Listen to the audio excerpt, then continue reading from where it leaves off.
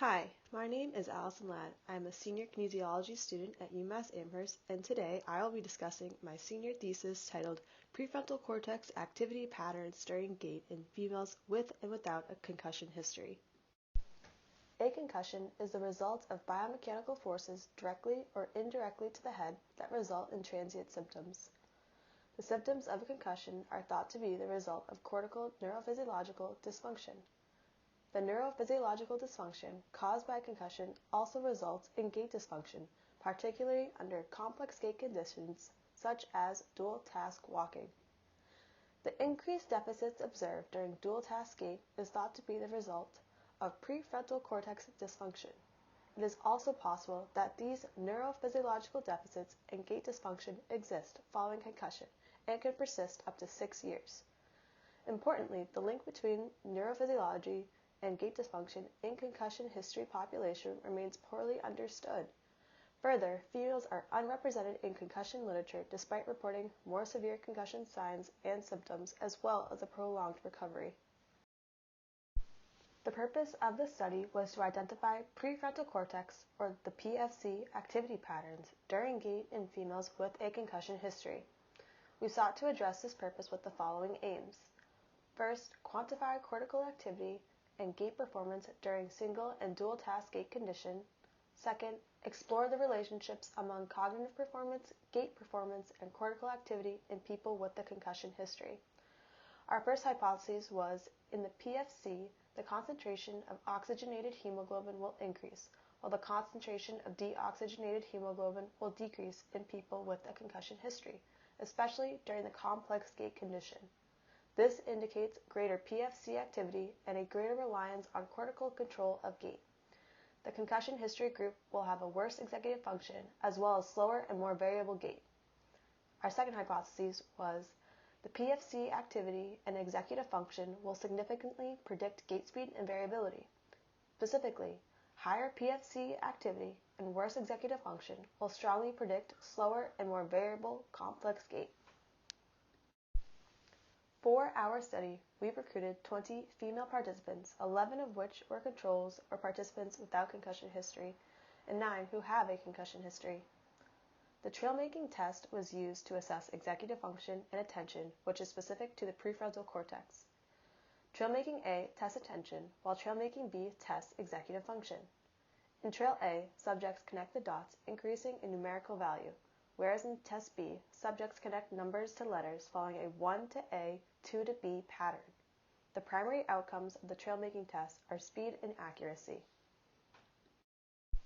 As our gait assessment, we had participants wear 6 sensors to quantify gait during a 2-minute walk over a 7-meter path.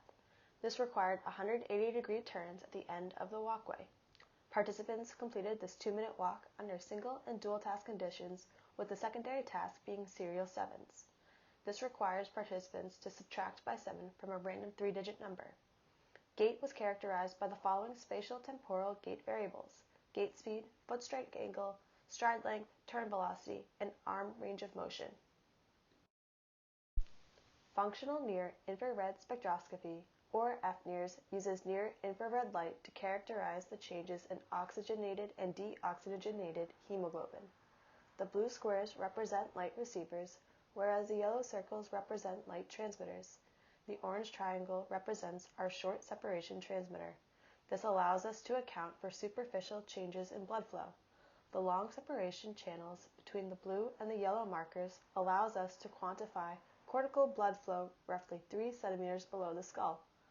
Oxygenated and deoxygenated hemoglobin is characterized during a 20-second quiet standing period and the 2-minute walk to compare the changes in oxygenated blood between standing and walking.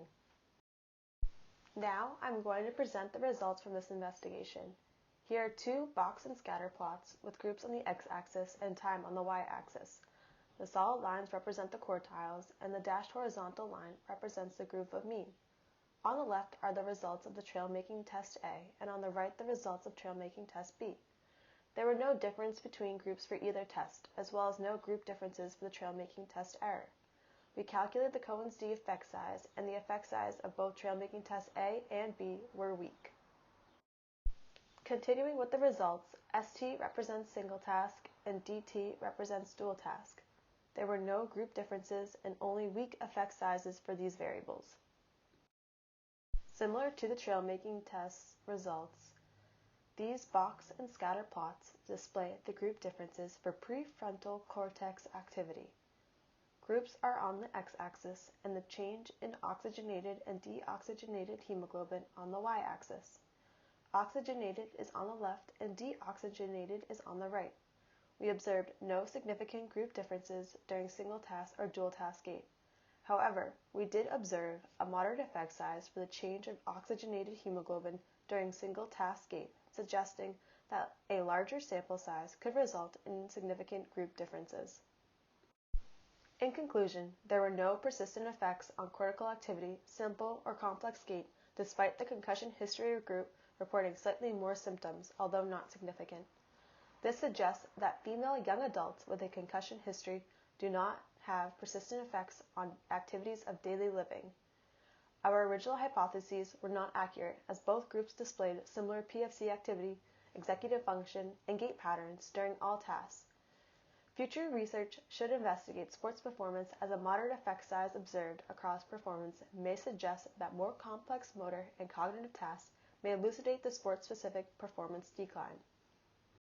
None of this would have been possible without my colleagues in the Movement Neuroscience Lab, especially my committee advisor, Douglas Martini, who has led me through the entirety of this project. Thank you.